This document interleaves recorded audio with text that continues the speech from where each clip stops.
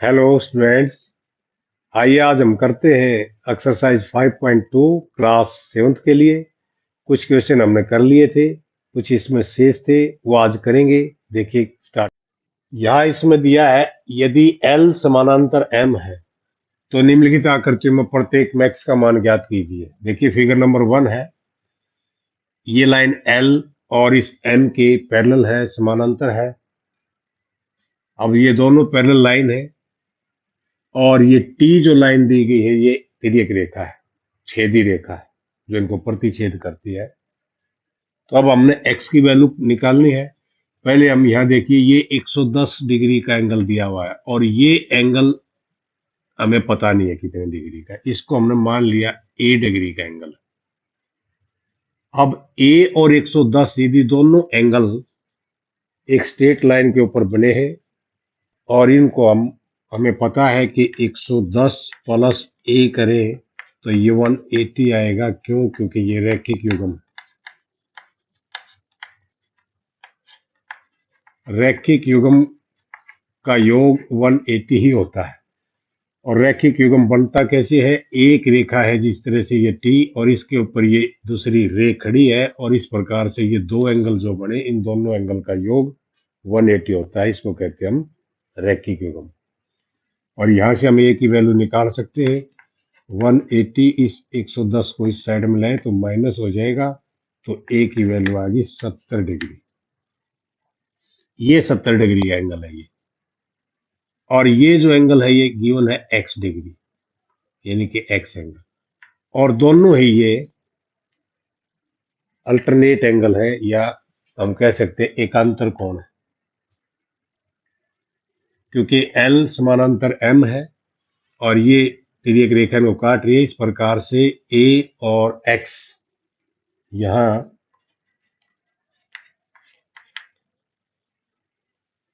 A बराबर होगा X और ये दोनों ही एकांतर कोण है, या हम कह सकते हैं अल्टरनेट एंगल है। दोनों 70 डिग्री के इक्वल होंगे, एकांतर कोण।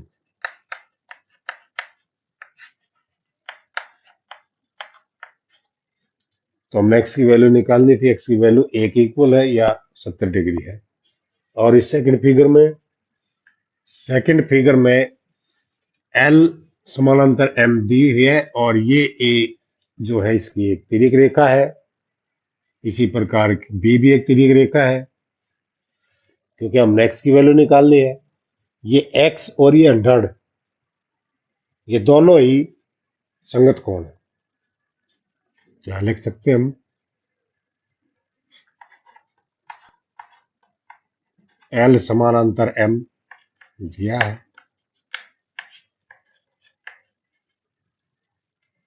और A एक तिर्यक रेखा है, तिर्यक छेदी रेखा।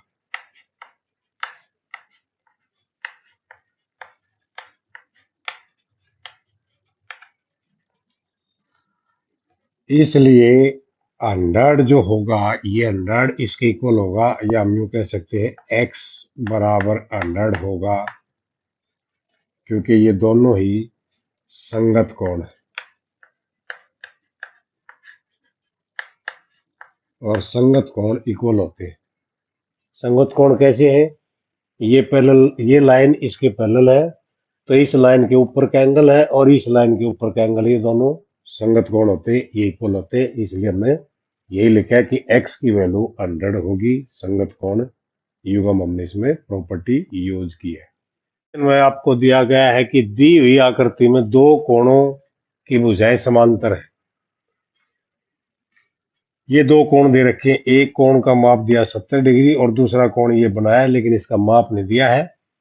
लेकिन ये बता दिया कि दो कोणों की भुजाएं समानांतर है, यानी कि ये समानांतर है और ये भी समानांतर है। यदि कोण ए बी सी 70 डिग्री हो ये, तो आपने बताना है कोण डी जी सी ज्ञात कीजिए। अब डी जी सी कहाँ है इसमें? डी जी सी, यानी कि ये कोण बताना है। अब आप देखिए, ये दो समानांतर रेखाएं और ये तिर्यक छेदी रेखा हो जाएगी, दोनों को काट रही है। तो ये इस रेखा के नीचे का कोण है और इस रेखा के नीचे का कोण ये है, तो दोनों संगत कोण होंगे और ये इक्वल होंगे। इसलिए हम लिख सकते हैं एंगल डी जी सी बराबर होगा 70 डिग्री। ये कोण इसके इक्वल होगा और आगे लिख दो ये दोनों संगत कोण है, संगत कोण युग्म। संगत कोण युग्म हमेशा बराबर होता है दोनों कोण। और ये है angle D E F. D E F का है ये एंगल हमारा डी ई एफ, यानी कि ये एंगल पूछा है। ये और ये इक्वल है, ये दोनों इक्वल है क्योंकि ये भी संगत है। ये दो रेखाएं समानांतर है, ये तिर्यक छेदी रेखा है, तो इस रेखा के ऊपर का एंगल ये है और इस रेखा के ऊपर का एंगल ये है। तो इसलिए D E F, angle D E F is equal to होगा एंगल ये D G C. D G C और ये भी 70 डिग्री है और ये हम लिख सकते हैं संगत कोण युग्म। संगत कोण युग्म में जो दो कोण है वो इक्वल होते हैं, तो इसलिए हमने इनको वही थ्योरी अप्लाई करी, संगत कोण गुण धर्म वाली। तो ये आ गया। अब नेक्स्ट क्वेश्चन देखिए। ये 6 क्वेश्चन है। इसमें लिखा है कि नीचे दी हुई आकृतियों में निर्णय लीजिए कि क्या एल एम के समांतर है। ये रेखा एल है और ये रेखा एम है। हमने बताना है क्या ये दोनों समांतर हैं। इनमें एक कोण दिया है 126 डिग्री, दूसरा कोण दिया है 44 डिग्री। अगर हम इनको जोड़े 126 प्लस 44, इनका जोड़ हो गया 170 डिग्री। इन दोनों कोणों का योग यदि 180 डिग्री होता तो ये समानांतर हम कह सकते थे। क्यों? क्योंकि ये ट्रांसवर्सल है, यानी कि तिर्यक छेदी रेखा, और इसके एक तरफ के जो अंत्य कोण है इन दोनों का जोड़ यदि 180 होता तो ये समांतर थी। अब हम लिखेंगे यहां एम एन के या एल एल लिखो, एल एम के समांतर नहीं है।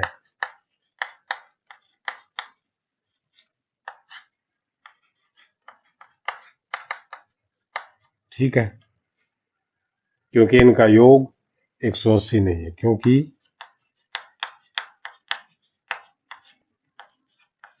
ऊपर लिखित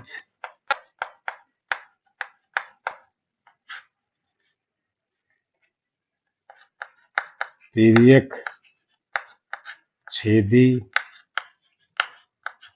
रेखा के एक तरफ बने कोण युग्म का योग 180 डिग्री नहीं है, इसलिए समानांतर नहीं। दूसरा है ये 75 डिग्री है, इसका अपोजिट ये एंगल है, ये भी 75 हो जाएगा।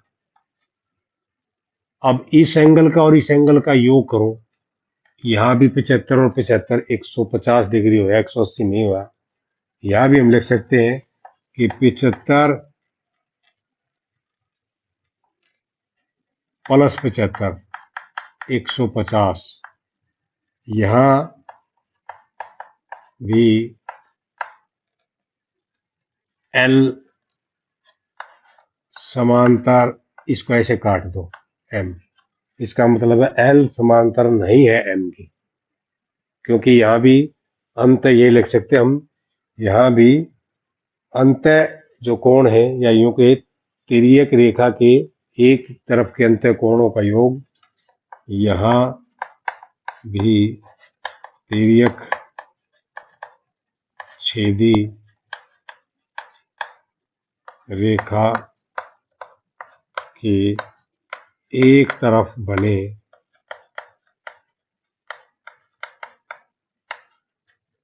अंत कोणों का योग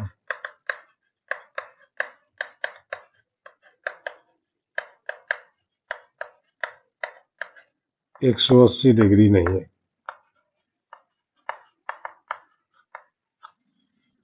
अब इसमें देखें, इसमें यू 123 डिग्री है और ये कोण कितना होगा, इसके अपोजिट है ये, तो ये भी 57 डिग्री हो जाएगा। यहाँ भी 57 प्लस 123 को यदि हम जोड़ते हैं, 3 और 7 10 और 12 और 5 17 एक 18, यहाँ 180 डिग्री आता है। इसमें पैरेलल कहेंगे हम, यहाँ पैरेलल है, यहाँ L पैरेलल M है, ठीक है, क्योंकि यह 180 डिग्री, इनका जोड़ दोनों यही है, दोनों कोण तिर्यक रेखा के तिर्यक रेखा के एक तरफ बने अंतः कोणों का योग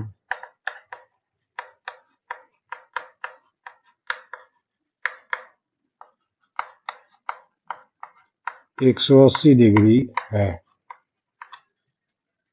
और यहाँ देखिए ये 98 दिया हुआ है और ये एंगल कितना इसके अपोजिट है, तो ये भी 72 है। 98 प्लस 72, अगर इनको जोड़ें, 2 और 8 10 और 9 और 7 16 और 1 17,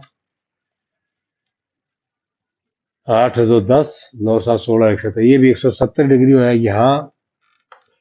यहाँ भी हम लिख देंगे L समानांतर नहीं है M के। ये हम इसको काट रहे हैं समानांतर को, इसका मतलब है समानांतर नहीं, क्योंकि तिर्यक छेदी रेखा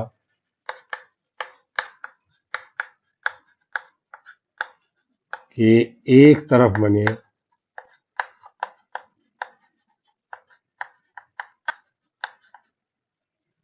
अंतः कोणों का योग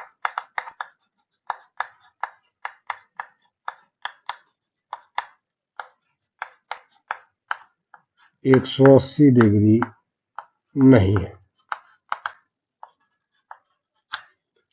तो इसमें हम देख रहे हैं चारों क्वेश्चंस में ये भी समांतर नहीं है, क्योंकि इनका जोड़ 170 180 नहीं है।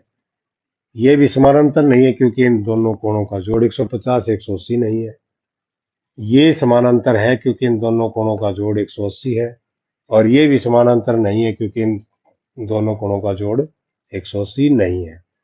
तो ये चारों फिगर्स में केवल एक ही थ्योरी अप्लाई हो रही है, कौन सी, कि जो ये ट्रांसवर्सल है, इसके एक तरफ जो कोण बनते हैं, चाहे इस तरफ बनो चाहे इस तरफ बनो, उन दोनों का योग 180 है तो पैरेलल है, अदरवाइज पैरेलल नहीं है।